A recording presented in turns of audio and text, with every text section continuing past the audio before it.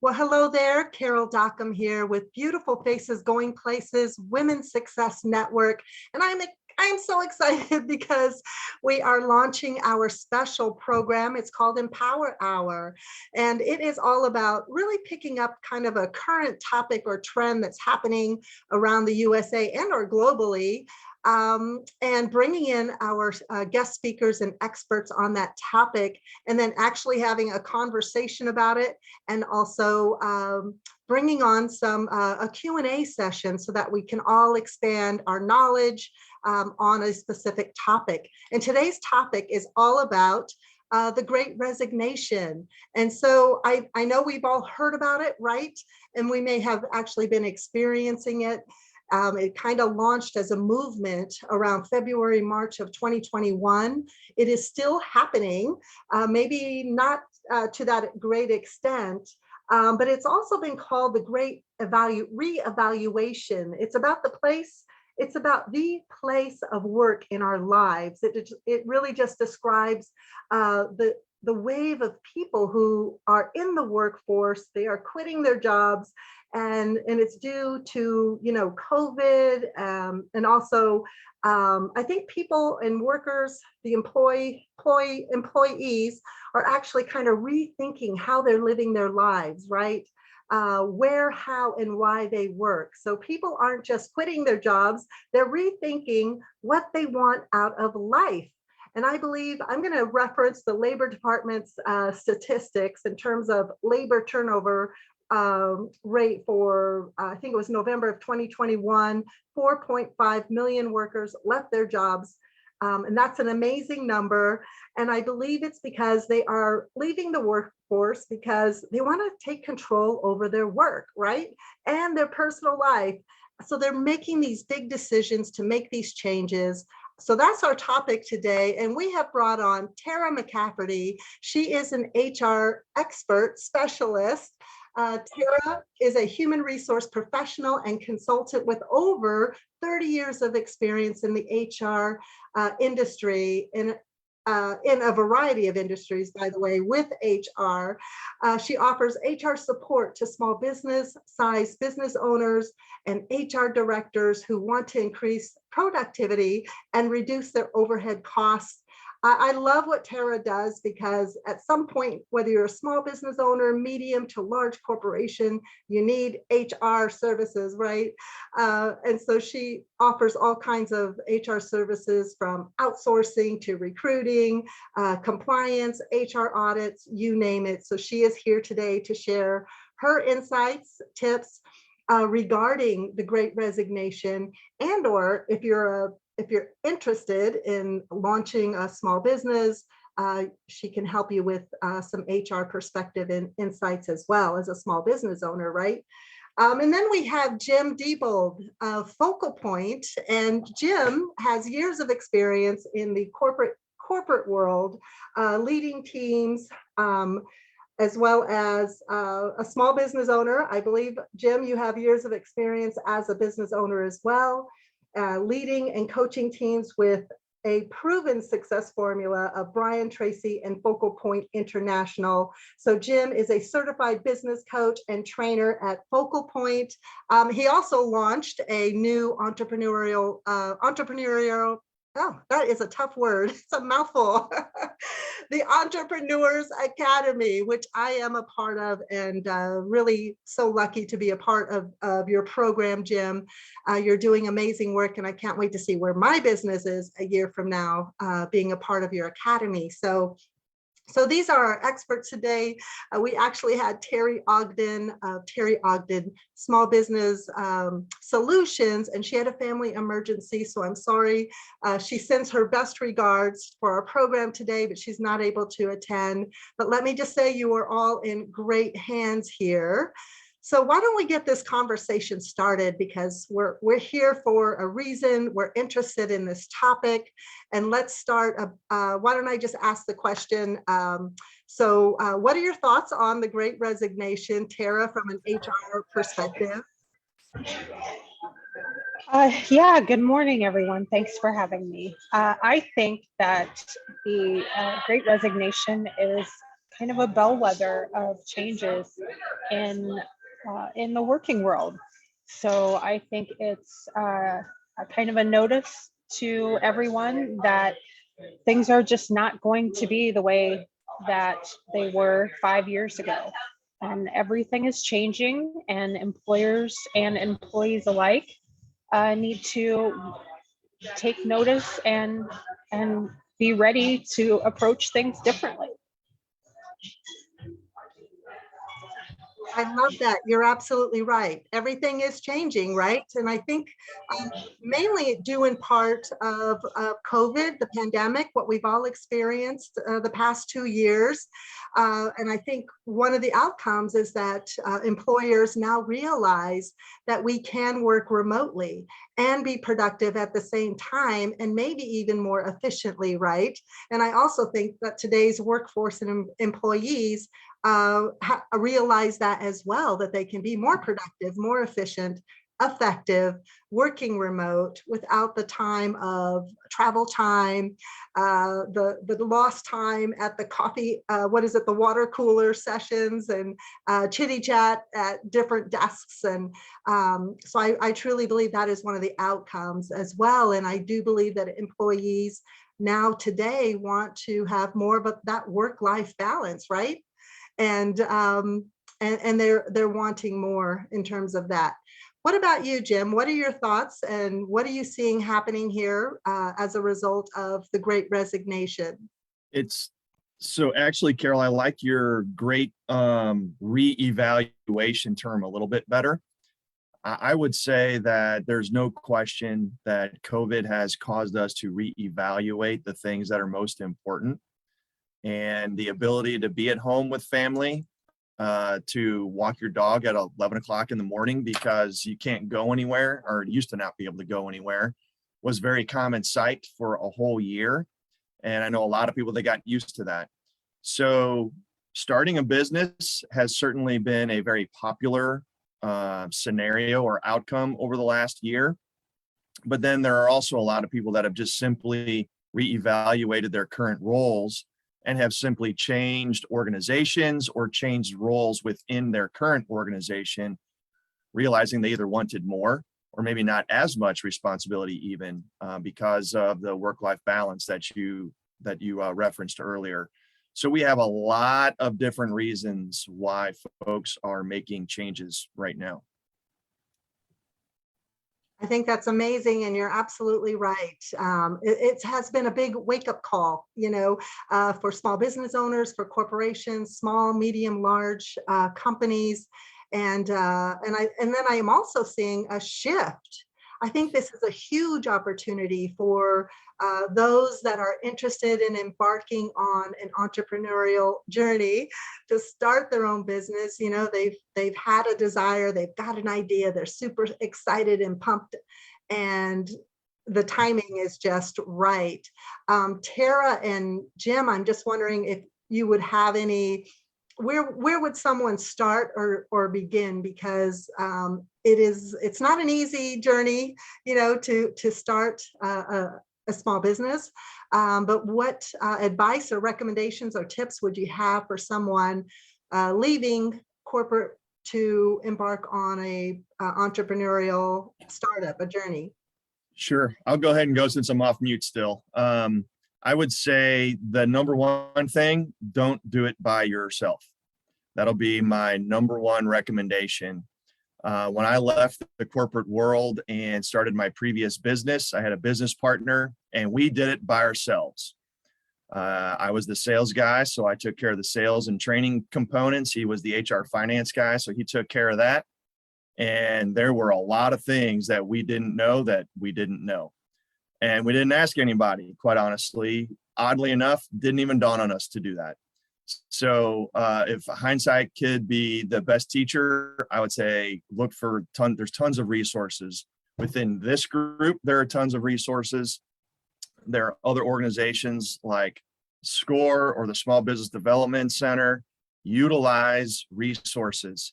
All too often, especially now doing what I do, I've seen a number of people do something in corporate America like I did and say, hey, why can't I just do this for myself and create a better life moving forward for my family. But then we get bogged down in the day-to-day details of having to run a business, and it's nothing like we thought it was going to be. So that would be my primary thing, is don't do it by yourself. And you're absolutely right. We can't do it by ourselves, right? I know I am a solopreneur, and yes, I have several VAs and assistants that help virtually, which is amazing. We're leveraging technology, right? But you can't do it by yourself, especially if you're focusing on things that are not your zone of genius, right? And I have had to learn that the hard way, actually. I'm 3 years in launching beautifulfacesgoingplaces.com, and have had to learn as I go along the way in terms of owning a small business. What about you, Tara? Yeah, I would 100% agree with what Jim said in terms of not knowing what you don't know, and how important it is to get professional assistance in areas of where compliance is important. So have an accountant, talk to an accountant, understand the tax ramifications, whether you should be charging sales tax, whether there's any sort of other type of industry tax that applies to you. Talk to an attorney, make sure you set up your business in the correct form. Are you going to be a solopreneur? Are you going to be an LLC? Are you going to be an S Corp? What makes sense for your business? And before you hire anyone, make sure you understand everything that goes along with putting someone on your payroll. And for me, a big focus when I'm working with small businesses is helping them understand the difference between an independent contractor and an employee, and how that's not simply a matter of choice. That, hey, I'm going to add somebody, so I'm just going to pay them as a contractor. That's not how the government views it. It's not how the system works. So definitely ask questions and get answers when you're doing that. And then Carol, as you said, technology is amazing. Part of this great reorganization or reevaluation is that people have so many more options for ways to make money, and technology is huge on that. People are making things on Etsy, people are driving for Uber, people are doing DoorDash, all things that are totally driven by technology. You can be a virtual assistant, you can work on Fiverr and just pick up little odd jobs and gigs that way. And so, whatever it is that you like to do, there's a big opportunity for you to make money doing that. You just want to make sure that you set yourself up for success. Well, thank you, Tara. You're absolutely right. I think the key is setting yourself up for success from the get-go, right from the start. I have a question for the both of you. So what are some things that employers can do right now to help alleviate the aftermath of the Great Resignation and to retain their employees? What are some of the things that they can do to help that, or relieve that pressure? Stop assuming they're motivated by money. Actually ask them what they care about. A lot of people like extra days off. It's still money to the company, if you will, but it's not money on my paycheck. It's an opportunity to spend more quality time with my family, take another long weekend vacation. That's just one example. The moral of the story is ask and don't assume. I agree. Definitely ask and be willing to act on what they tell you. And as I said earlier, the status quo, you have to be willing to take a look at it and to challenge it. For years, people were told that their jobs could not be done remotely, that they had to be in office. And as soon as it was to the employer's benefit to have the work done remotely, all of a sudden it was possible. People have not forgotten that. And they, for some people, the flexibility of doing that work from home, as Jim talked about earlier, is very important. And so if you want to be successful in attracting and retaining quality people, you have to be willing to look at things that you have always taken to be true and say, is it still true today? Does it have to be true today? Can I do this work another way? Do I actually care if the work is done at 10 a.m. or 10 p.m.? Do I have to micromanage that part of my business, or can I hire the right people and trust them to get the work done? I absolutely love that. And I too am seeing the same thing happening here in corporate world, small to medium-sized companies, just kind of reevaluating what they're expecting of their employees and figuring out different ways to, whether it's improve their corporate company culture and kind of flip that to where they really care about their people, right? And I think, as we all know, happy employees are more productive employees. And I appreciate both of your insights. I'm trying to think here. I think I read an article about the Great Reevaluation, as Jem mentioned, and the focus was also in terms of adding more personal growth and development as well, and leadership, and investing there to invest in their employees, and that employees want that as well, so that they can perform better individually and professionally. So I've also read that is kind of something that employers are also incorporating, whether it's through coaching, webinars, etc. So educating, providing that personal growth and development and leadership as well. 100% agree. It's from a employee perspective, it's one thing to be told things. It's another thing by your employer. It's another thing to be shown. So when we say we're interested in professional development, it actually happens. And it's way more impactful when the organization is taking the steps to make it happen, instead of saying, hey, we have a $500 budget, go figure out how you want to spend it, which is also okay if they're given the option, as opposed to the implication that we're not going to help you figure out how to spend the $500.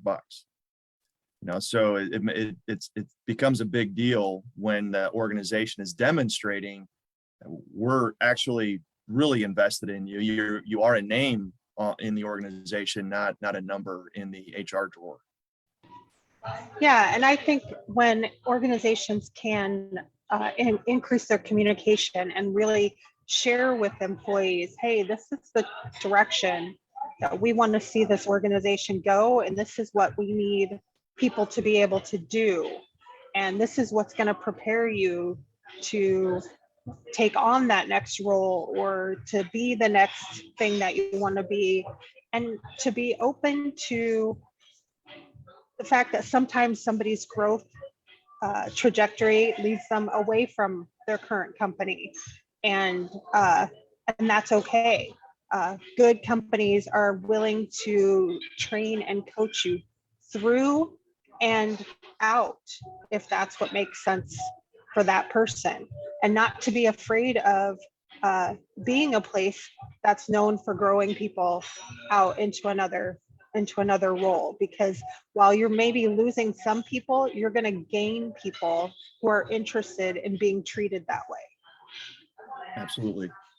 And I'll tell you, if you want to, not a lot of companies do this, but on a basic level, if you want to get real buy-in from your organization, have the whole team help come up with the vision and mission of the organization and the core values. Because now you got buy-in by everybody. And Yes. Everybody has the ability now to call each other out, because we all created this and you're not holding up your end of the deal. Right. Absolutely. I love that. Bring them in from the very beginning, right? Or even if it's time to reassess your core values, Absolutely. your mission statement, and that probably should be addressed what do you think, every year or every couple of years? At least. Yes. Awesome. And I love, Tara, what you mentioned about just developing your people, right? And at some point in time, inevitably, you outgrow your position, right? And as an employee, you have to make that decision of whether I stay on or I seek employment elsewhere or embark on a entrepreneurial journey and start a business, right? Well, Tara and Jim, real quick, I would love for both of you just to tell us a little bit about what you do and the problem that you solve, and then we can open up the floor for Q&A. Love to. Tara, go ahead. Sure. So as Carol told you, my name's Tara. I'm the owner of SOFO Solution Focused HR, and I specialize in helping small businesses solve their HR challenges. So I do that by meeting them where they are and finding a solution that works for them. That means I don't have a standard menu of options. We talk about what the challenge is, and we figure out what the best way to address that is and take into account, kind of what the business situation is, and it's not a one size fits all. So my favorite companies to work for are those small businesses that really need the help and don't know what they don't know. Love it. I can't help but smile because that was me. So real quick, and if I can, I want to take credit for the Great Resignation because I left my whole career and job and everything in February of 20. So I'm just going to say I started it. I'd spent 15 years in corporate America and 5 years as a business owner, and I had to do something different, which is what is happening right now, this reevaluation of what's going on. And for me, my passion is creating solutions or helping others create their own solutions, which is way more impactful. And so I decided to parlay all of that experience between corporate America and business ownership into being a business coach. I started that, like I said, in February of 20.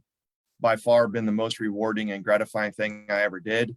And Tara, I was smiling because somebody asked me one day in my previous business, do you guys have an employee handbook? And I was like, employee handbook? What do we need that for? What does that do for me? I've got, 11 people. We all seem to like each other well enough. What do I need one of those for? So it makes me chuckle when I think about when I hear you tell your story and stuff, because we definitely didn't know what we didn't know. But my biggest role inside of an organization, and generally I do work with the owner / entrepreneur, but I also work within teams inside larger organizations, is to help everybody get out of their own way. We get so caught up in working, now famous phrase, in our business that we miss details. And I get tired but excited at the same time when I hear about the owner or the team leader who goes home and works till midnight because they didn't get their stuff done during the day. And there's some very simple, real reasons why that tends to be the case. So I just help unlock that kind of stuff from a time management perspective. And from that, you have a ripple effect of improving efficiencies in other systems like sales and communication. All of that starting to equate to growth and happier people inside the organization, including the owner or president, if it were. So that's my passion now. That's what I love doing. Well, thank you so much, Jim. All right, I would love to open up this floor for Q&A. So if you have a question, raise your hand and we will, and unmic yourself and we'll just kind of go one at a time. If you have a question or you'd like to ask Jim or Tara something, whether it's as an employer, as an employee, or you're an entrepreneur, this is your moment. I'm just taking a quick look around the room. Let's see here. Okay. Don't be scared. I know. Jim and Tara are just amazing and so insightful. They know their stuff and would love to answer any questions that you might have. Let's see here. I'm trying to make this a full screen. Hey, Carol, I'll go ahead and ask a question. Awesome. Thank you, Callie. Yeah, so I'm actually meeting with Jim later, so that's exciting to see him Yep. on this call. But how do you decide when to go from, using that 1099 or that contract worker versus hiring somebody on? How, because a lot of people want to be a 1099 because it's so flexible, and they want to do contract work because it's so flexible. So how do you make that decision? Go ahead, Tara, from an HR perspective. Yeah, so the decision on whether somebody is 1099 or an employee has mostly to do with the control of the work. So the IRS and the Department of Labor both have standards for what makes somebody an independent contractor. And the tests are complicated and not always clear, but the bottom line is who controls the work. So a really simple example is tree trimming. Okay, so if I am running a tree trimming company and I have some guys and I put them in t-shirts that have my company name on them, and I give them a truck that belongs to my company and it's loaded with my equipment, and I send them to this address to cut down trees at 8 a.m. and they need to be at this next place at 11 a.m. Those guys are employees. I'm controlling the work. Now, if I get a bunch of guys and I give them a list of trees that need to be cut in this town on today and tomorrow, and they drive around in their truck with their tools, wearing whatever clothes they want, and I don't care what order the trees get cut in, those guys are probably independent contractors because I'm not controlling the work. I'm just buying some tree trimming from them. Okay, so that's a really simplified version of how somebody would be an independent contractor versus an employee, but it really comes down to things like who provides the equipment, who schedules the work, and who decides when the work is done, and whether or not you're doing that same type of work for other people or as a business. So if I'm only doing tree trimming for you, I might not be an independent contractor. But if I do tree trimming for other people, if I'm a virtual assistant for you and for Jim and for Carol, then I'm probably an independent contractor. Love it. And so, Callie, if I understood correctly, by you mentioning it's so nice to have flexibility, are you taking the perspective of the person being a contractor or an employee, their perspective? So you have two perspectives, the employer or the person paying for the work, and then you have the person receiving money for the work. So the individual, if they like the flexibility and like being a 1099, they're probably a solopreneur in disguise and should just start a company and go to work. From another perspective for the employer, though, they may like the idea of the contractor because of the payroll taxes and all that kind of stuff, and healthcare and retirement accounts and whatnot. But when we get to exit strategy concerns, what kind of a legacy do I want? If I want to sell this and have an asset that I can sell, I need employees, because someone is less likely to buy a company full of contractors that as soon as I buy it, they could just leave. So you have a number of factors that go into that on both sides of the coin. Well, and I think another key thing is if we're talking about flexibility, one of the things about this great reevaluation is that flexibility doesn't have to only happen for 1099 contractors. Employers would be wise to figure out how they can incorporate some of that flexibility into their own culture and work in order to attract and retain people. Thank you very much for those answers. That is great perspective moving forward and for application today. So thanks. Thank you, Callie, for that great question. All right, it looks like we have Teresa, Laura, Brandy, you, Mackie, Karen, and Ivy. If anyone has a question, this is your opportunity before we wrap up.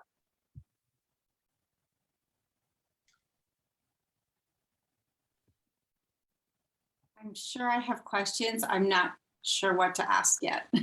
So, Well, Awesome. Thank what you. was most impactful for you, Teresa?